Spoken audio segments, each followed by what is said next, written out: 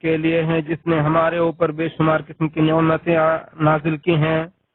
اور جس نے کائنات کو آسمان زمین اور ستاروں کے ذریعے پیدا کیا اور جس نے کائنات میں پہاڑ سمندر موج اور سمندر اور ندیاں بنائی جس نے پودے اور چشمے لگائے اور میں گواہی دیتا ہوں کہ اللہ کے سوا کوئی معبود نہیں، وہ اکیلا، اس کا کوئی شریک نہیں۔ ایسی گواہی دیتا ہوں جس کا کوئی بدیل نہیں، اور میں گواہی دیتا ہوں کہ ہمارے نبی اور سردار محمد صلی اللہ علیہ وسلم اس کے بندے اور رسول ہے۔ جس نے نبی صلی اللہ علیہ وسلم کی سنت کی مخالفت کی وہ دنیا کے اندر پستی اور ذلت و رسوائی سے دوچار ہوگا۔ درود و سلام ہو آپ پر اور آپ کے آل و اصحاب پر، جس نے شر کو دور کیا اور جس نے شریعت کے اندر نہ تو کوئی تحریف اور تبدیلی کی اور نہ ہی اس کے اندر کوئی اعتراض جتایا۔ حمد و صلوات کے بعد اے مسلمانوں، اللہ تعالیٰ سے ڈرو، کیونکہ تقوی سے ہی تم ہلاکت سے بچو گے اور تم پر برکت نازل ہوگی۔ اللہ تعالیٰ کا فرمان ہے، ایمان والو اللہ سے ڈرو جیسا کہ اس سے ڈرنے کا حق ہے، اور تمہیں موت نہ آئے مگر اس حال میں کہ تم مسلمان ہو۔ اے مسلمانوں، گرمی کی شدت سے چھٹکارا پانے کے بعد آج کل آپ سخت سردی کے ایام سے گزر رہے ہیں، اور جہنم کے گرم طبقہ حجیر کی گرم لپٹوں سے نجات پانے کے بعد اور اس کے سرد طبقہ زمہریر کی سانس آپ تک پہنچ چکی ہے، اور گرمی کی تپش کے بعد سردی کے شدید جھونکوں نے ہمیں اپنی لپیٹ میں لے رکھا ہے۔ ارشاد باری تعالیٰ ہے، اللہ تعالیٰ رات اور دن کو بدلتا رہتا ہے، بے شک اس میں بصیرت والوں کے لیے بڑی عبرت ہے۔ اس لیے بصیرت کی نگاہوں سے اللہ تعالیٰ کی عظمت و قدرت اور اس کی مخلوقات کو دیکھیں، سردی بادل اور بارش پر غور کریں، بارش و شبنم پر نظر دوڑائیں اور دیکھیں کہ کیسے بارش کے قطرے بادل کے ٹکڑوں سے گرتے ہیں۔ سرد پہاڑوں، برف سے ڈھکے ملکوں اور شہروں کو دیکھیں جو ٹھنڈ اور سفید چادروں سے ڈھکے ہوئے ہیں، اور سب سے بڑے پیدا کرنے والے اور جاننے والے عظیم اللہ کی پاکی بیان کریں جس نے کائنات کو وجود بخشا۔ ہم اور آپ اس کی عجیب و عظیم مخلوقات کا ایک چھوٹا سا حصہ ہیں، اس لیے اللہ کی عظمت کی کم حق و قدر کریں، اس کی گرفت اور بدلے سے ڈریں اور اس کی معصیت اور توہین سے اجتناب کریں۔ مسلمانوں، اس وقت سردی کی شدت اپنے شباب پر ہے، اس لیے سردی سے بچنے کا اہتمام کریں، کیونکہ یہ گھروں کو ٹھنڈا کر دیتی ہے، جسم کو توڑ کر رکھ دیتی ہے اور بوڑھوں کو مزید بوڑھا بنا دیتی ہے۔ ربیع بن قبیع رحمہ اللہ فرماتے ہیں کہ جب سردی آ جائے تو مجھے گرمی پہنچاؤ، کیونکہ سردی کا موسم بوڑھے آدمی کو ہلاک کر دیتا ہے۔ ایک دوسرے بزرگ کا کہنا ہے کہ سردی آ گئی اور میرے پاس چمڑے سے بنے گرم کپڑے نہیں ہیں۔ سخت سردی ہمارا حریف ہے جسے نہ تو ہٹایا جا سکتا ہے اور نہ ہی اس کا دفاع کیا جا سکتا ہے۔ عمر رضی اللہ عنہ سے روایت ہے کہ انہوں نے کہا کہ سردی آ گئی اور یہ دشمن ہے، اس لیے گرم کپڑوں، جرابوں اور موزوں کا انتظام کر کے اس کی تیاری کرو۔ اونی کپڑوں کو اوڑھنا بچھونا بنا لو، کیونکہ سردی جسم میں تیزی سے داخل ہوتی ہے اور اس کا اثر دیر سے زائل ہوتا ہے۔ والدین اور گارجین حضرات اپنے گھر کے چھوٹے بچوں اور اپنی اولاد کے ساتھ شفقت کا مظاہرہ کریں، انہیں اچھے طریقے سے کپڑے پہنا کر رکھیں اور ان پر رحم کریں، کیونکہ صرف بدبختوں کے دل ہی رحمت سے عاری ہوتے ہیں۔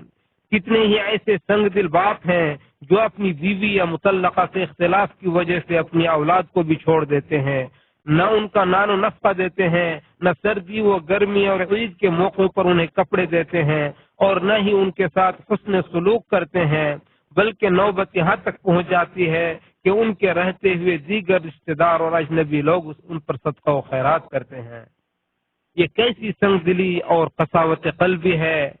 اور کون سی عقل اور فکر کسی ظالم و جابر باپ کو ایسی حرکت پر آمادہ کرتی ہے کہ وہ اپنی اولاد سے بے پرواہ ہو جاتا ہے، انہیں بے یار و مددگار چھوڑ کر در در کی ٹھوکریں کھانے پر مجبور کرتا ہے۔ عبداللہ بن عمر رضی اللہ عنہ کے غلام نے ان سے پوچھا، میں چاہتا ہوں کہ یہ ماہ میں یہاں بیت المقدس میں گزاروں، تو انہوں نے پوچھا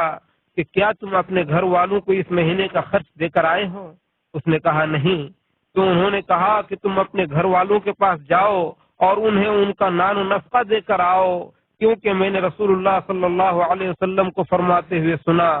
کہ انسان کے گنہگار ہونے کے لیے یہی کافی ہے کہ وہ ان لوگوں کو برباد کر دے جن کے نان و نفقہ کی ذمہ داری اس کے اوپر ہے۔ اسے احمد اور ابو داؤد نے روایت کیا ہے، اور مسلم کا الفاظ یہ ہے کہ انسان کے گنہگار ہونے کے لیے یہی کافی ہے کہ وہ ان لوگوں کی روزی روکے رکھے جن کی کفالت کی ذمہ داری اس کے اوپر ہے۔ اے مسلمانوں،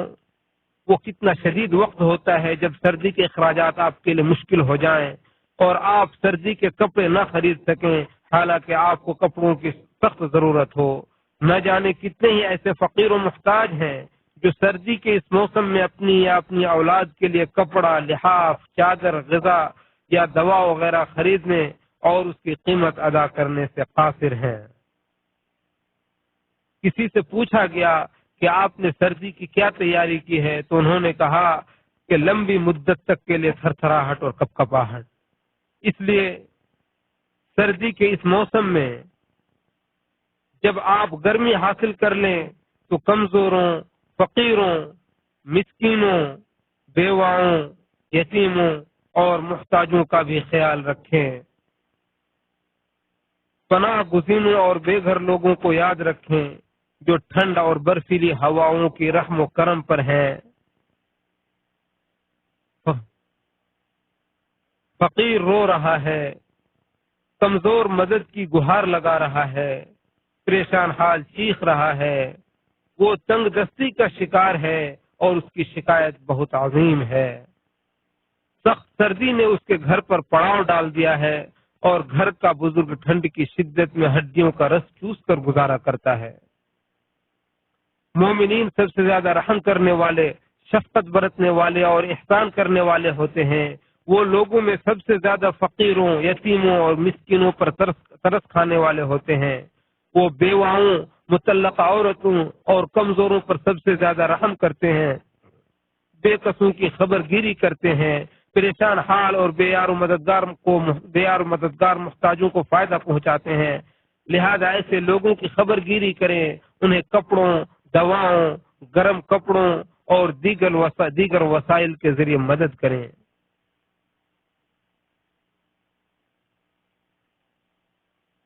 ایک مسلمان کی جانب سے اپنے بے یار و مددگار بھائی کے لیے محبت اور شفقت کا اظہار سب سے زیادہ گرمی کا سامان مہیا کرتا ہے۔ ابو سعید خدری رضی اللہ عنہ سے روایت ہے، وہ فرماتے ہیں کہ ایک مرتبہ ہم لوگ نبی صلی اللہ علیہ وسلم کے ساتھ ایک سفر پر تھے کہ ایک شخص اپنی سواری پر بیٹھ کر ہمارے پاس آیا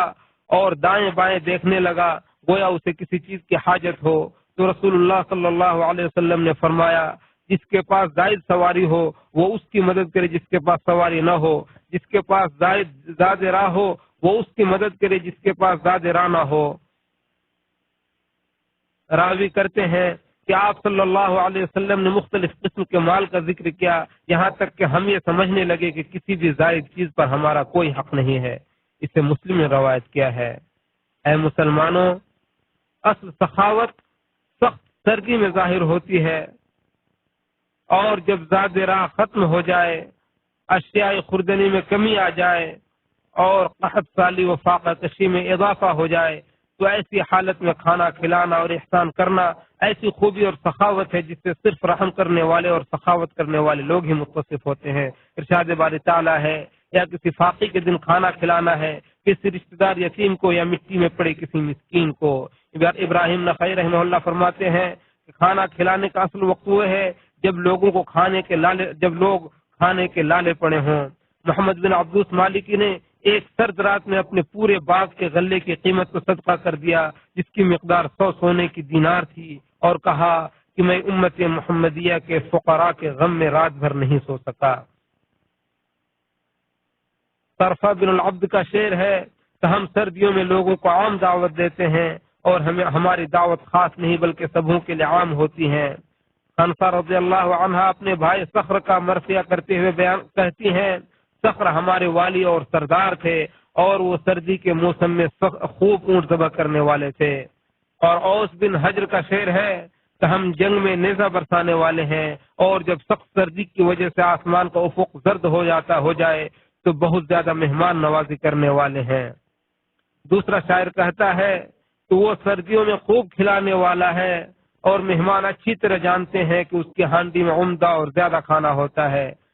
دوسرا شاعر کہتا ہے کہ وہ سردی میں کھانا کھلانے والا ہے، اور اس کی ہانڈیاں مہمانوں کے لیے ہمیشہ چڑھی رہتی ہیں۔ لہذا آپ لوگ سخاوت سے کام لیں، صدقہ کریں، بھوک کی شدت سے نڈھال لوگوں کو کھانا کھلائیں، پیاسوں کو پانی پلائیں، اور ان لوگوں کو کپڑا پہنائیں جن کے دانت اور پٹھے سردی کی وجہ سے ٹھٹر رہے ہیں۔ پڑوسیوں، خادموں، مزدوروں، رشتہ داروں، فقیروں، کمزوروں اور صحرا میں رہنے والے چرواہوں کی خبر گیری کریں۔ وہ مومن نہیں ہے جو خود تو آسودہ حال ہو لیکن اس کا پڑوسی بھوکا سوئے،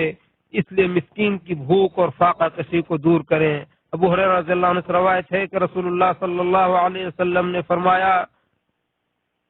کہ یقیناً اللہ صدقے میں دیے گئے یا اللہ تعالیٰ پاکیزہ ہے اور صرف پاکیزہ چیز کو قبول کرتا ہے، اور اللہ تعالیٰ جب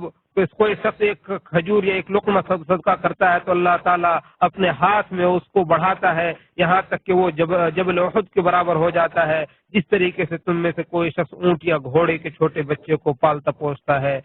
اسے احمد نے روایت کیا ہے۔ میں نے کہا اور آپ نے سنا، اور میں اللہ تعالیٰ سے مغفرت طلب کرتا ہوں، آپ بھی اس سے مغفرت طلب کریں، یقیناً توبہ کرنے والوں کو بہت زیادہ بخشنے والا ہے۔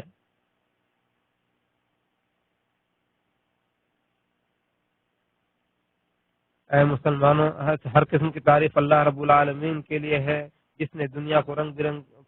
موسموں سے مزین کیا ہے، اور اس کے ہر قسم کی کامل ترین اور پاکیزہ ترین تعریف ہے۔ اور میں گواہی دیتا ہوں کہ اللہ کے سوا کوئی معبود نہیں، واقعہ اس کا کوئی شریک نہیں، اور میں گواہی دیتا ہوں کہ محمد صلی اللہ علیہ وسلم اس کے بندے اور رسول ہیں۔ درود السلام نازل ہو آپ پر اور آپ کے تمام ساتھیوں پر، ایسی درود السلام جو تمام قیامت تک جاری رہنے والی ہو۔ اے مسلمانوں، اللہ سے ڈریں اور اس کی نافرمانی سے بچیں۔ اے اللہ تعالیٰ کا فرمان ہے، ایمان اور اللہ سے ڈریں اور سچ کہنے والوں کے ساتھ ہو جائیں۔ اے مسلمانوں، سردی کے موسم میں لوگ آگ جلا کر گرمی حاصل کرتے ہیں، اس سے لطف اندوز ہوتے ہیں، اس کے ارد گرد بیٹھ کر شب بیداری کرتے ہیں، اور گھر، باغات اور خیموں میں آگ روشن کرتے ہیں، کیونکہ آگ ہی سردی کا میوہ اور لوگوں کو جمع کرنے کا ذریعہ ہے۔ کسی شاعر نے کہا ہے کہ آگ سردی کا میوہ ہے، لہذا جو ٹھنڈ میں میوہ کھانا چاہے وہ آگ تاپ لے۔ ارشاد باری تعالیٰ ہے، ہم نے اسے باعث نصیحت اور صحرا میں سفر کرنے والوں کے لیے فائدے کی چیز بنایا ہے، لہذا جو آگ جلائے اس سے کھانا پکائے یا اس سے گرمی حاصل کرے اور سردی میں اس سے انسیت حاصل کرے تو ضرورت پوری کرنے کے بعد چولہے یا انگیٹھی میں آگ یا انگاروں کو جلتا ہوا نہ چھوڑے، بلکہ اسے بجھا دے، ہاں دن ہو یا رات، تاکہ آگ لگنے یا دم گھٹنے کا اندیشہ باقی نہ رہے، کیونکہ آگ ایک بے لگام دشمن ہے جس کی چنگاریاں اڑ کر کسی کو بھی خاکستر کر سکتی ہیں اور اس کے شعلوں سے کوئی محفوظ نہیں رہ سکتا۔ ابن عمر رضی اللہ عنہما سے روایت ہے کہ نبی صلی اللہ علیہ وسلم نے فرمایا کہ سوتے وقت اپنے گھروں میں جلتی ہوئی آگ کو نہ چھوڑو، بخاری و مسلم۔ ابو موسیٰ اشعری رضی اللہ عنہ سے روایت ہے، وہ فرماتے ہیں کہ مدینے میں ایک رات آگ لگنے کی وجہ سے ایک گھر جل کر خاکستر ہو گیا، تو جب لوگوں نے رسول اللہ صلی اللہ علیہ وسلم کو ان کے بارے میں بتایا تو آپ صلی اللہ علیہ وسلم نے فرمایا کہ یہ آگ تمہارا دشمن ہے، اس لیے سوتے وقت اسے بجھا دو، اسے بخاری اور مسلم۔ اسی طرح آج کے دور میں الیکٹرانک ہیٹر وغیرہ استعمال کرنے کے